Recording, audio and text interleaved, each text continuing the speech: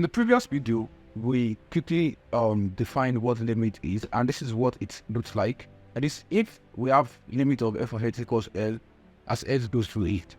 I describe epsilon as a positive number that is very, very small. It's still described here.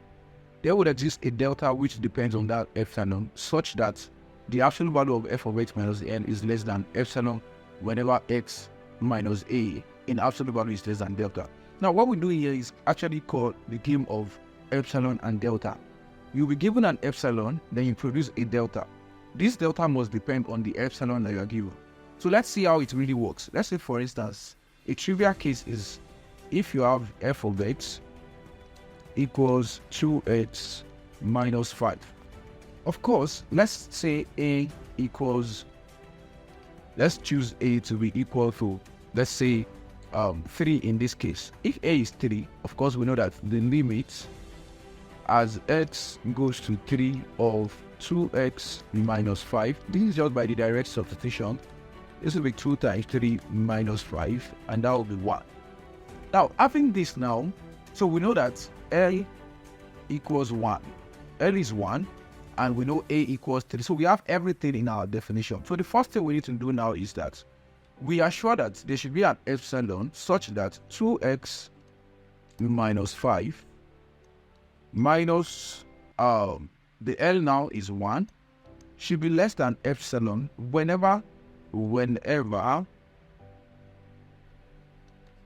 x minus 3 is less than delta.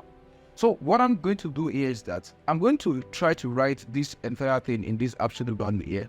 I'm going to rewrite it in the form of x minus 3 plainly. Now, so I'll bring this to this. This would be the same thing as 2x minus 5 minus 1 is less than epsilon. Now, proceeding from here, you can see that this is 2x minus 6 is less than epsilon. Now, from this place, we can actually factorize through here. This is 2x minus 3 is less than epsilon. And this will be the same thing as absolute value of 2 multiplied by absolute value of x minus 3 less than epsilon. And the implication of this is that absolute value of x minus 3, since absolute value of 2 is 2, we can use that to divide both sides. So that will be epsilon divided by 2. Now, what you see here is that if you look at this now, this was the condition that we placed here, the restriction, that this would hold, this particular inequality will hold whenever this holds. So as you can see here now, we now have something that looks like it's just that what is on the right hand side is not the same thing as what is on the right hand side here.